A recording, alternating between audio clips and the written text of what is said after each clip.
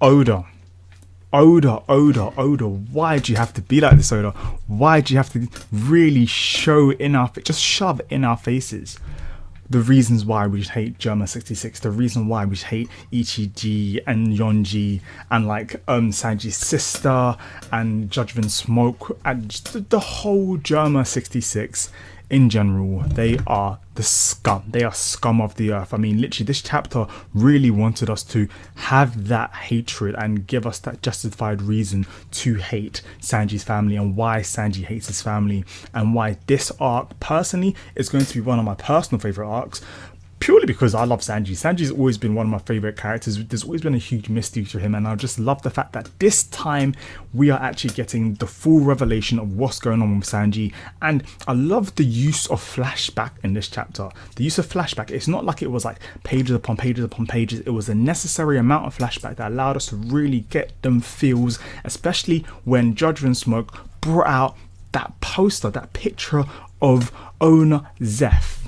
Come on, man. Like, who else felt like shit when they saw that picture? When Judge Vinsmokes brought out that picture and said, look, if you don't like just follow what we're doing, if you don't get married to Big Mama, if you don't just shut up, if you don't just sit there and do what you're told, everyone around you is going to get fucked up. Everyone around you is going to get hurt, and it's all going to be your fault. Paraphrasing, that's not the words that they said, but that's literally how it felt to me when I saw that. I was thinking to myself, that is just taking the piss. And you know when it just felt like if they were just digging the stick in his back? That's not even a phrase, but it should be a phrase. When, where is it, Judge Vinsmokes actually said to him, oh yeah, no, not the judge, when the brothers were saying, oh yeah, over the years of you being having disappeared, we were all mocking about the different ways that you died. When I saw that, I thought, fuck, that is just cruel. Why would you want to go back? Why? And the fact that they were just happy that they were even like shocked or surprised at the fact that Sanji could actually be of use to the Germa 66, of use to Judge Vinsmokes. I was thinking, nah man, these guys are just taking the piss. These guys are just taking the piss. And what is it? Isn't Yonji being a bit too chill? Didn't he get his ass handed to him several chapters ago? I'm certain he got his ass handed to him several chapters ago. And Sanji's there. I like how Sanji, he didn't let the situation make him feel like he was in a dire situation. I mean, we know that he has the handcuffs on him. So if he leaves them, he's fucked. His hands are going to blow up, and then that's just going to take away the whole meaning of why he does things, because he doesn't want to use his hands for fighting. His hands have to be perfect so that he can be a chef, so that he can cook. And I also love how they use this part of Sanji's personality in this chapter, and it shows us how important cooking, women, and respect are to Sanji. It's just like, man, it was really good. Let's just start from the beginning. Okay, so we get thrown into the chapter. We get to see that the Germa 66 have arrived onto the island, and they are getting themselves ready for the wedding, for Sanji being married to Pudding. Everyone's getting themselves ready. It's been a time skip-ish, like the next morning, I do believe, since Luffy versus Cracker, and that fight was just intense. So I'm just trying to think to myself, what the fuck happened, what was conclusion, who won? But we're going to come back to that probably in flashback or probably at some later date, but it doesn't matter. This chapter focused on Sanji, and we get to see that the Germa 66 have arrived, and they're now contemplating how they're going to be moving forward in this whole situation with Big Mom and where they stand with the world government. Now, we know that currently right now with the world governments, they are actually decent with them. They have an affiliation to them, kind of like the Shishibukai. They kind of get away with some shit, even though they're definitely pricks. They're gonna get away with some stuff while still having that kind of cover of the world government. But once the marriage with Sanji happens, and then they're officially part of Big affiliated and tied with Big Mom, this now shows that the world government won't be helping them, but they're going to have an even greater power, the power of the Yonko. And we know how powerful the Yonko are. Big Mom alone, Kaido alone, Whitebeard himself on his deathbed, connected to everything, just all those old as fuck. He held his own on Marineford, held his own. So this shows that the Yonko are not to be messed with. So yeah, so this is some crazy shit. Like, that's them. And then goes into a dinner with Sanji and like the rest of them all eating, kind of being a happy family, so it seems. And you get to see that like Yonji he's not liking the food. It's not like he's not liking the food. He's just being a prick. He's just kind of just playing around with his food. Sanji's like, yo, finish your food. Yeonji's like, I'm sorry, what? This disgusting potato thing? Nah, throws it. And then he just kind of says some nasty stuff, throws it on the floor or something like that. And then Niji calls in the chef and says, yo, are you the chef, the one who made my brother hate his food?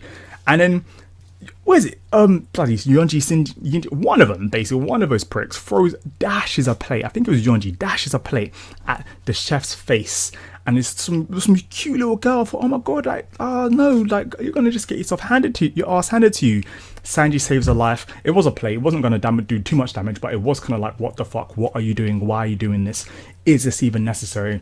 And then Sanji protects her, and not only does he protect her by showing his whole love for women and his respect for women in general, is he stands up for her in the open, in front of everybody, explaining why you should respect women, why you should never hit women, and why this food was important. He even shows his respect to her and says this food was, the ingredients that you used for this potato and this cheese was emotional, was perfection, and he eats the food that was on the floor.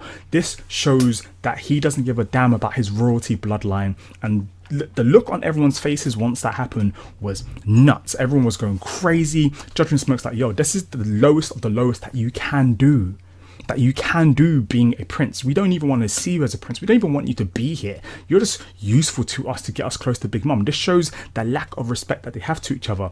Judgment Smoke then goes on later on to then start talking about how if Sanji doesn't comply, as I mentioned at the beginning of this review, he showed in the poster of owner Zeph. He said, look, we've known about your disappearance. We've known about you for several years now. Don't think we haven't known about you. We know about you, and Big Mom, she has the connection to where owner Zeph is. If you don't comply, owner Zeph is going to be taken out prematurely. You won't even know what happened. So what you're going to do. So now Sanji's got this mental situation, this mindset where it's like he could run away if he wanted to, because before it was just his hands blown up. I say being just. It was just his hands being blown up. Now if he goes away, not only will his hands be blown up, owner Zeph and the restaurant will be attacked, and God knows what's going to happen with the Straw Hats. This is an emotional chapter. This is some dumb fuckeries.